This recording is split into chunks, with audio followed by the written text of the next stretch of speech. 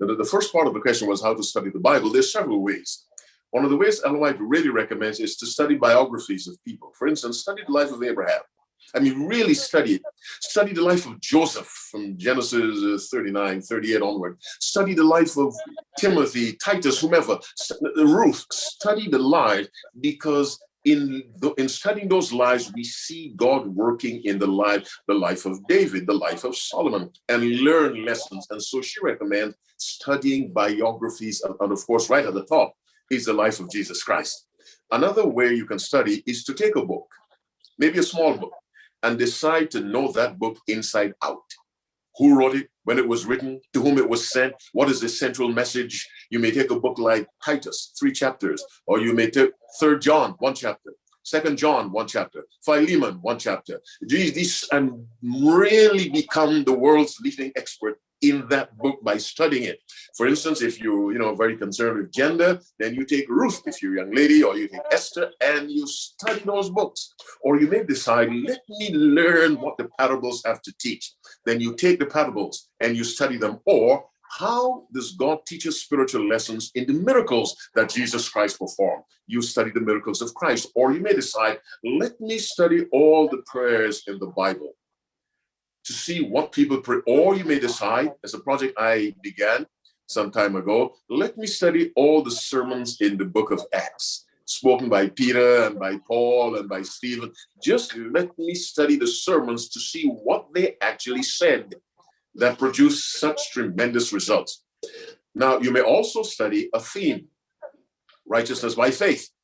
You start as early as righteousness is mentioned. You go to Genesis chapter 7, verse 1. Chapter 6, sorry. But Noah found grace in the eyes of the Lord. Noah was a just man. The word just means righteous. And you work your way all through. Keep in mind, Bible study takes time. So there's several ways to study the Bible. You may study a word. What is this thing called sin? And you trace sin right through the Bible. In doing that, you'll find yourself going off in several branches and your knowledge expanding not only on that subject, but on other subjects, because the Bible is an interconnected book. I also make this recommendation. I think I made it on the previous program. Get the book, what is called Bible Readings for the Home. Get that book. It is laid out the way the Catholic Catechism is laid out. Question, answer, question, answer. Very simple. Get it, study it. May I say, you won't need to go to some university and spend thousands of dollars to know the gospel. Get that book and study it. A friend of mine, years ago, I heard him say in a presentation, I liked it very much. I've said it to many people. Another thing you can do when studying the Bible is to ask a lot of questions. And he recommends, first question is, you take a text, let's say John 3:16, for God so loved the world, you know that verse. What is the verse saying? That's the first question. What's the verse saying? And you may want to write these questions down. I believe I talked about that before, but repetition is good. The second question, what does it say to me? You see, what does it say to me? Third question, does this verse rebuke a sin in my life that I need to give up? Next question, is it revealing a duty in which I've been delinquent and I need to do it? Is it saying, whatever? It may show to me a duty I've neglected. Another question, does this verse help me understand another verse? For instance, if you're studying John 1:14 and the word became flesh, it helps you understand John 1:1-3. That word that created is Jesus Christ. You may also ask, how can I use this to encourage someone else? Or you may also ask, how does this verse reveal something about the character of God or the character of Christ? So you ask these questions as you go through the passage that you're studying. Very simple way to study the Bible. Let me give the questions again for those writing. 1, what is the passage saying? 2, is it saying anything to me? 3, is it rebuking a sin in my life? 4, is it revealing a duty I've been neglecting that I need to do? 5, does it help me understand another passage of scripture? 6, can I use it to encourage someone?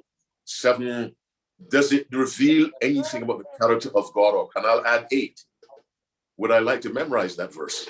So you can take these and you use that system. You'll be amazed how God will bless you. And keep in mind, the number one reason for Bible study is to uncover God's will for you. That's the number one, not to win an argument. What is God's will for me? Because God has a will for us every day. He has an overall will, then he has the will in segments. God has a will for you today, and he has for me. What is your will for me today? Speak through me as I study your word. Ultimately, Bible study is fellowship with God. Literally fellowship with God and with all the characters in the Bible. You want to hang out with holy people? Go to the Bible. Not to Instagram. Go to the Bible to associate with holy people.